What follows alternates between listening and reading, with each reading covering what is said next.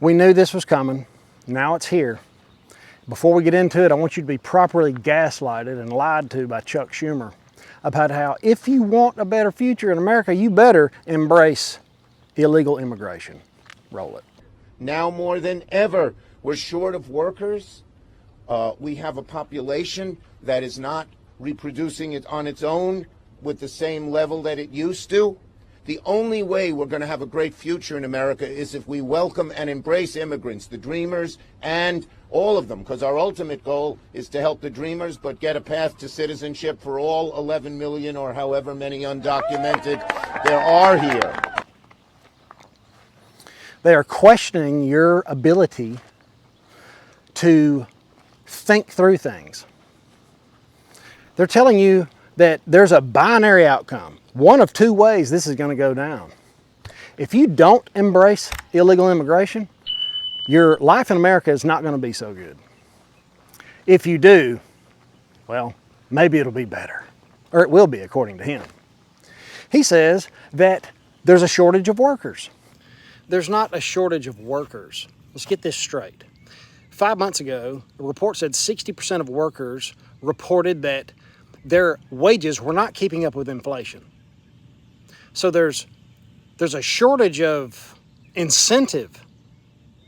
But instead of trying to focus on that and fix the incentive for the American to want to prosper and make a living wage, you decide to help, promote, fly, bus, any means necessary to encourage the immigrants to come from other countries, willy-nilly, to work for less wages, which is going to bring the American class, the middle class, down, not one notch, several.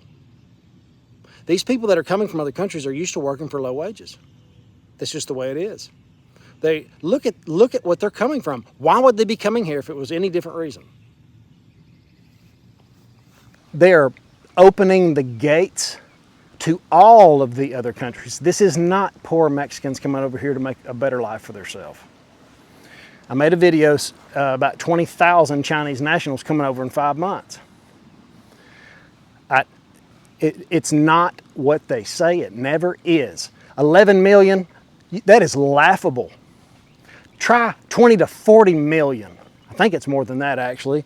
There's no way to tell because we can't apprehend them fast enough. You left the border wide open, Chuck.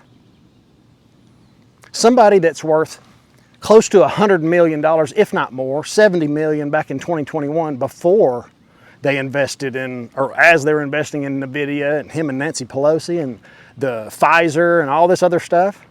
They got a front row seat too. I guess that's what really irks me the most, is somebody that's worth over $100 million telling me the only way I can have a better life is to embrace immigration.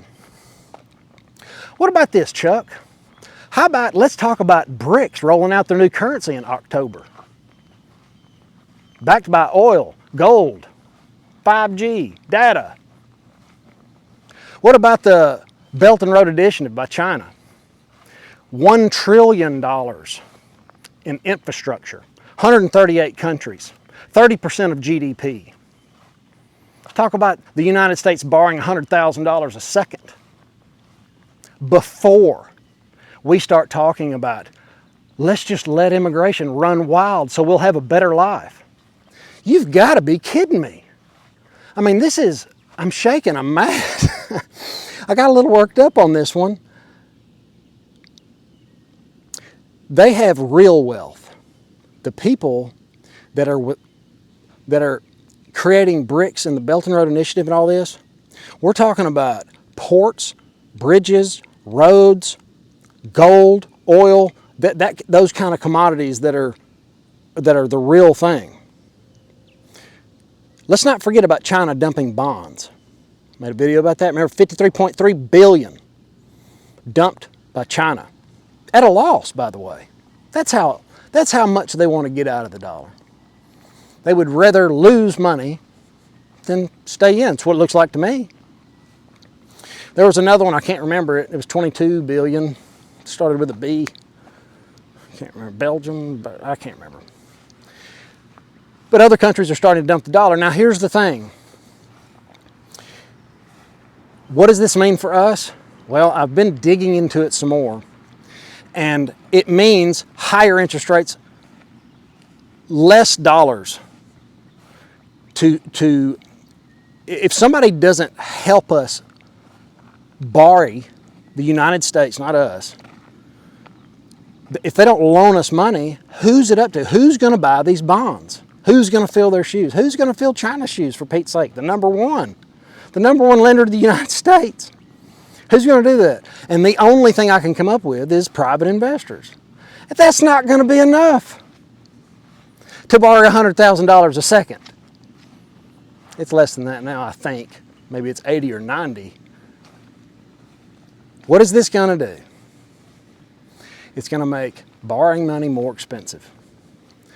They're going to have to refinance their debt somehow. How? I would love to interview somebody that had a background in it. By the way, I do have a wonderful interview coming with Miss Andren on commercial real estate. I think there's a humongous crash coming in the commercial real estate market. You can't tell me any different. There's too many factors at play for commercial real estate not to get hammered. And these interest rates coming up, being complicated with other countries selling our bonds and everything else you can think of, currency, on a whim, it's just barely there. And they'll tell you, I listened to the Fed chair this morning. Not chair, it wasn't the chair, it was Chris J. Wallace. He got up there and he gave a great speech about how great the dollar was and it's never going anywhere. It's widely known to be the number one currency on the planet and we're good. It's crazy, guys. I wish I wouldn't have been short this morning, I can tell you that. I just wandered around a little bit, visit with you about it. I would love to hear what Chuck had to say about all those questions. Odds are he would just lie and crawfish. That's what they do. They say things that you think are unbelievable and somehow or another they get away with it. It's broken. Now's the point where I tell you to have an awesome, awesome day after all that bad news. But this is all part of the plan. This is all part of it. Not their plan, God's plan. 100%.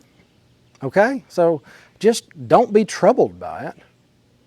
That's hard for me to say because I was a little, I don't know if I was troubled, but I was mad. How about that? I don't like it. I don't like people lying to me, about how great things are. And then the stock market goes up and we can't. The United States is losing its seat. Our life's about to change over this. You realize that, right? Not being the reserve currency. The Fed chair, Jerome Powell, came out and said, it's not unlikely to have two reserve currencies. In my lifetime it is.